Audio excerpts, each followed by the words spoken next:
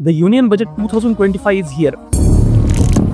आज भारत की विकास यात्रा का एक महत्वपूर्ण पड़ाव है। I present the budget for 25-26. I am now happy to announce that there will be no income tax payable up to income of 12 lakh rupees.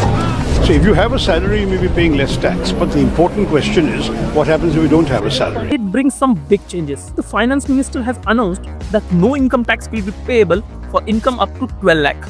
Sounds amazing, right? But what does this really mean for you? Budget की विशेषता ये है कि Was this a budget of the government of India or was this a budget of the government of Bihar? Dream budget कहा जा सकता है। हमारी इकोनॉमी को एक्सेलरेट करने वाला ये बजट है। केवल घोषणा इन लोगों ने करने का काम किया। ये हर भारतीय के सपनों को पूरा करने वाला बजट। ये सरकार झूठी है। विकसित भारत की सोच को मजबूती देने वाला ये budget. Every year, we wonder, where is our tax money going? Will we get any tax relief?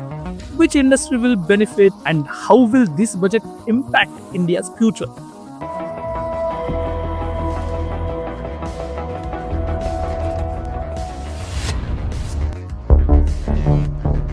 Let's break it down in simple words. Earlier, you did not have to pay any tax up to 3 lakh. Now the limit is raised to 4 lakh. Here is what the new tax slabs look like. 0 to 4 lakh, no tax. 4 to 8 lakh, 5%. 8 to 12 lakh, 10%. 12 to 16 lakh, 15%. 16 to 20 lakh, 20%. 20 to 24 lakh, 25%. And above 24 lakh, 30%. This means most people will pay less tax than before. But there is an important catch: rebates. Even if your salary is 12 lakh per year, because of rebate refunds, the government will return your tax money after filing income tax returns. But wait, there is still cess and deductions. Cess is an extra tax, usually for things like education and healthcare. Deductions are tax benefits you get for investing in things like insurance, retirement savings, or home loans. So even the tax cuts, some payments will still remain. If your income is below 12 lakh, you are in luck. No tax at all. But if you don't have a job, there is no clear plan in this budget to create new jobs. And that's where some people see a problem. The budget focuses on 3 key areas: consumer spending, agriculture and rural development, support for small business and startups. Let's break down these. Since people will pay less tax, they will have more money to spend. This is expected to boost up businesses in consumer goods, automobiles, home essential and electronics. For example, a family in Pune that earlier bought basic cooking oil may now choose premium brands. A person in Indore or Jaipur may now buy better quality clothes.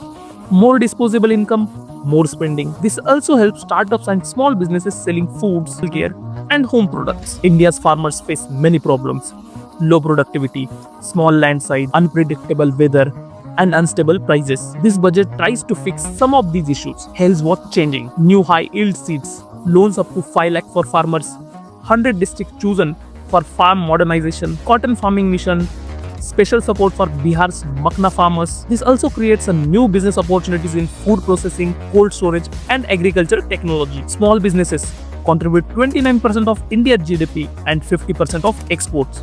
So the government is helping them grow. What's changing? Easier loans, flexible business size rules, more funding for startups. This means more money for founders, more jobs, and faster growth for India's startup ecosystem. While the budget looks like great for taxpayers, farmers, and businesses, there are some major concerns. Where are the jobs? If you have a salary, you save tax. But if you don't have a job, this budget doesn't clearly show where new jobs will come from. Why is BR getting special attention? You have a job and you have a salary and you're earning 12 lakhs or less, you have every reason to be happy. But if you don't have a job, it's not particularly clear from this budget where that job is going to come from. Bihar is getting huge investments, a Makna board, 4 new airports, and more funds for IIT Patna. While that's great for Bihar, other states have not been mentioned much. Some say this is just a politics ahead of Bihar elections. Government spending cuts.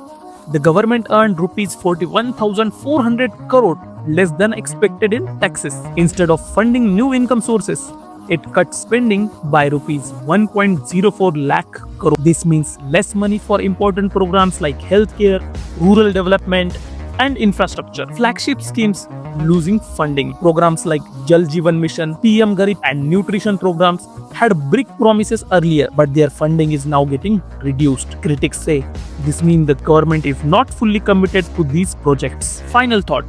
Is this a good budget? Good for salaried people? Good for small business and startups? Good for farmers, not great for job seekers. Spending cuts could hurt development, possibly political bias. So, was this Modi's masterstroke or does this budget miss the key areas? Tell me in the comments below.